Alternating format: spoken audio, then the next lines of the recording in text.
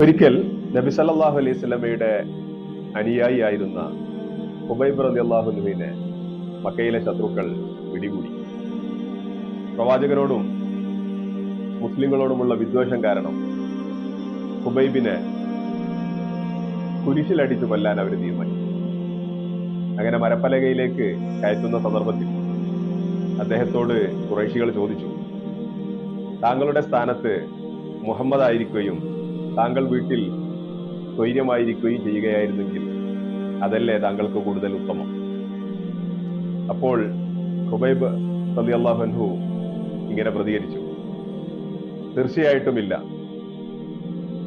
ഞാൻ കുരിശിലേറ്റപ്പെട്ടോട്ടെ, പക്ഷേ എന്റെ പ്രവാചകന്റെ കാലിൽ ഒരു ചെറിയ മുള്ള് കൊള്ളുന്നത് പോലും എനിക്ക് സഹിക്കില്ല.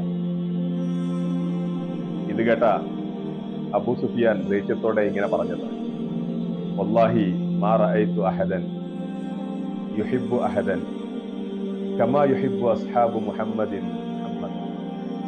അല്ലാഹുവാണ്, മുഹമ്മദിന്റെ അനുയായികൾ അദ്ദേഹത്തെ സ്നേഹിക്കുന്നത് പോലെ വേറൊരാളും അവരുടെ നേതാവിനെ സ്നേഹിക്കുന്നത് ഞാൻ കണ്ടിട്ടില്ല.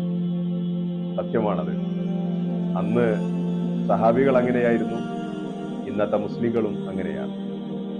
ഇന്നും പ്രവാചകനെ അവർ നെഞ്ചോട് ചേർത്ത് വെച്ചിരിക്കുകയാണ്. അവരുടെ ഹൃദയത്തിന്റെ പിടിപ്പാണ് പ്രവാചകൻ, അവരുടെ കണ്ണിലെ കൃഷ്ണമണിയാണ് പ്രവാചകൻ, അവരുടെ ചങ്കിലെ ചോരയാണ് പ്രവാചകൻ. തന്റെ മാതാപിതാക്കളെ എന്തെങ്കിലും പറഞ്ഞാൽ ഒരു മുസ്ലിം ക്ഷമിച്ചു എന്ന്, പക്ഷെ പ്രവാചകനെ പറയുമ്പോൾ അവന്റെ ഉള്ളം ഉള്ളും. അതാണ് അവരും അവരുടെ നബിയും തമ്മിലുള്ള ബന്ധം.